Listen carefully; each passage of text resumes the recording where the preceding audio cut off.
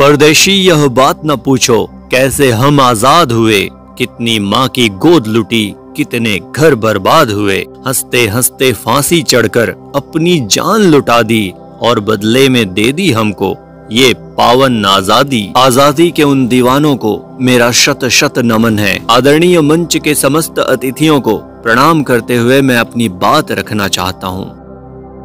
आज 15 अगस्त है। आज ही के दिन हमें आजादी मिली थी और यह आजादी कई कुर्बानियों के बाद मिली थी। हम कर्जदार हैं उन वीर शहीदों के जिनकी बदौलत हमें यह आजादी मिली। वे हमारे रोल मॉडल होने चाहिए। हर बच्चे को उनका नाम याद होना चाहिए, उनका त्याग पता होना चाहिए।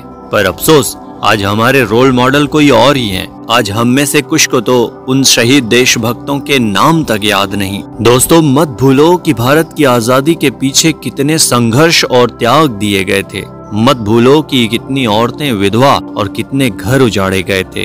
जरा सोचो उस बच्चे के बारे में जिसके दूध के दांत तक नहीं टूटे थे और उसके पिता चल बसे, वो भी सिर्फ और सिर्फ हम सबकी आजादी के लिए। आज सभी के घर में नौजवान तो मिल जाएंगे, लेकिन देश के प्रति न्योछावर होने वाली वो जान नहीं मिलेगी जो कभी हमारे देश के लिए जान दे दिया करते थे। आज उन सभी शहीदों को मेरा शत शत नमन है और दिल में इज्जत, आंखों में आंसू है। उनके इस कर्ज को हम कभी नहीं चुका पाएंगे, लेकिन इतना जरूर कहते हैं कि उनके द्वारा दिलाई गई इस आजादी को हम संभाल कर रखेंगे। मैं कसम खाता हूँ कि एक दिन जरूर इस देश के काम आऊंगा। हम सभी इस महान भारत देश के नागरिक हैं। यह वही देश है जिसने हमें जन्म दिया, पाला पोसा और हमें वो अधिकार दिए जिसके दम पर हम स्वतंत्र जीवन जी रहे हैं। लेकिन दोस्तों, यह स्वतंत्रता और अधिकार हमें सिर्फ मौज मस्ती करने के लिए नहीं दिए गए हैं। इसके साथ ही हमारी कुछ जिम्मेदारियां भी जुड़ी हुई हैं जिन्हें हमें पूरा करना चाहिए। देशभक्ति सिर्फ तिरंगा लहराने,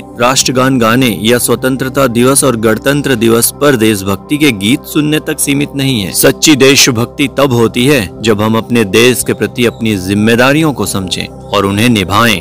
हमारे देश ने आजादी के बाद बहुत प्रगति की है, लेकिन आज भी हम कुछ गंभीर चुनौतियों का सामना कर रहे हैं। उनमें से सबसे बड़ी चुनौतियां हैं भ्रष्टाचार और महंगाई। भ्रष्टाचार एक ऐसा दानव है जिसने हमारे समाज की जड़ों को खोखला कर दिया है। यह हमारे देश की प्रगति में सबसे बड़ी रुकावट है। जब कोई अधिकारी या नेता भ्रष्टाचार में लिप्त होता है तो उसका सीधा असर आम जनता पर पड़ता है। हमें भ्रष्टाचार को जड़ से मिटाना होगा, तभी हमारा देश सही मायनों में उन्नति कर सकेगा। महंगाई भी एक ऐसी समस्या है जिसने आम आदमी की कमर तोड़ दी है। रोजमर्रा की जरूरतों की चीजों की बढ़ती कीमतें जनता के जीवन को मुश्किल बना रही हैं। यह सरकार और हम सभी की जिम्मेदारी है कि हम महंगाई को नियंत्रित करने के लिए हर संभव प्रयास करें। हमें समझना होगा कि महंगाई और भ्रष्टाचार का सीधा संबंध है। जब भ्रष्टाचार कम होगा तो महंगाई अपने आप नियंत्रित हो जाएगी। आज देश के विकास का पैमाना लंबी लंबी सड़क और ऊंची ऊंची इमारतों को माना जाता है।